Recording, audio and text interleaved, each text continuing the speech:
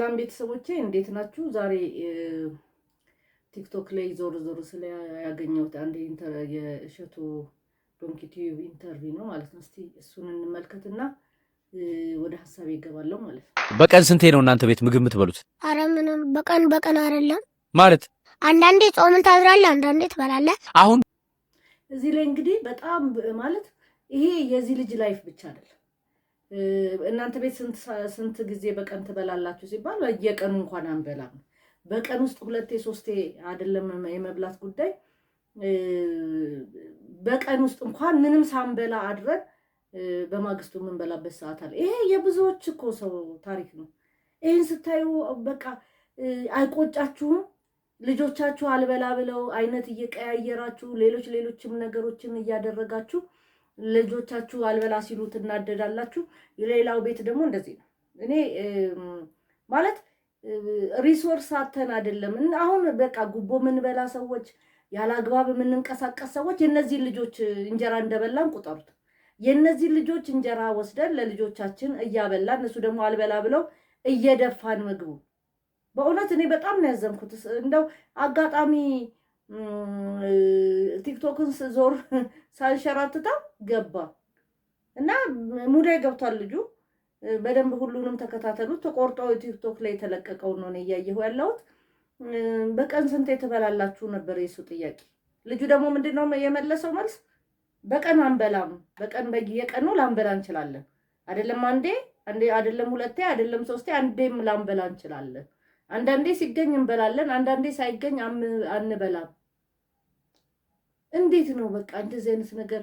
ይሄ ልጅ አጋጣሚ ወጣ እንጂ እኮ እዚህ ላይ በጣም የብዙዎች ታሪክ ነው፣ የብዙዎች ህፃናት ታሪክ። አሁን ይመስለኛል እኮ ትምህርት ቤትም ምገባ የተጀመረውም ለዚህ ነው።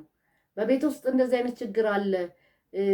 ሳይበላ የመጣ ልጅ እንዴት ነው የሚማረው? እንዴት ነው የሚገባው? እንዴት ነው ሪያክት የሚያደርገው ትምህርት ላይ? ስለዚህ ይመስለኛል መንግስት እኮ የትምህርት ቤት ምገባ የተጀመረው የበለጠ ነው መቀጠል ያለበት። ህዝቡን ማስተባበር መቻል አለበት መንግስት።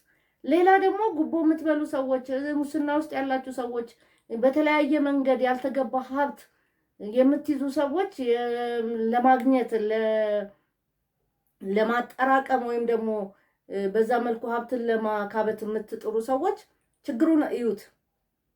የዚህን ህፃን ልጅ ብርን የበላ ነው የሌሎች ህፃናቶችን ብር። ምክንያቱም በቂ ነገር ቢኖር፣ በቂ ስራ ቢኖር፣ በቂ ገበያው ርካሽ ቢሆን ኖሮ የዚህ ልጅ ቤተሰቦች ይህንን ልጅ መመገብ አያቀታቸውም ነበር። ስላቃታቸው መሰለኝ አሁን ወደ እኔ ሙሉውን አልተከታተልኩም፣ ቲክቶክ ላይ ያገኘሁትን ነው ላጋራችሁ ብዬ ያወጣሁትና በጣም ያሳዝናል። የዚህ ልጅ ታሪክ ብቻ አይደለም የብዙዎች ታሪክ ነው ይሄ። እና እንደው ካየሁት ማለት ገረመኝ። በቀን ስንቴ ትበላለህ ሲለው አይ በቀንማ ላንበላ እንችላለን ያለው ደግሞ የብዙዎች ታሪክ መሆኑን ደግሞ አውቃለሁ።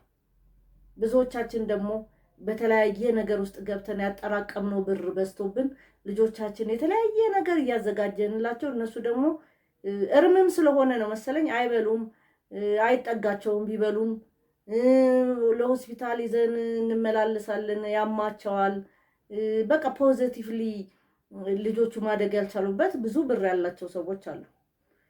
እንደዚህ ደግሞ ህፃናቶች ደግሞ ሳይበሉ እንኳን የሚያድሩ ሰዎች አሉ። እሱን እንኳን ተቀብሎት እኮ ነው ላንበላ እንችላለን ያለው ማለት ነው። እና በጣም የገረመኝን ላካፍላችሁ ብዬ ነው። አመሰግናለሁ። ላይክ፣ ሼር፣ ሰብስክራይብ አድርጉት ቤተሰቦቼ። አመሰግናለሁ።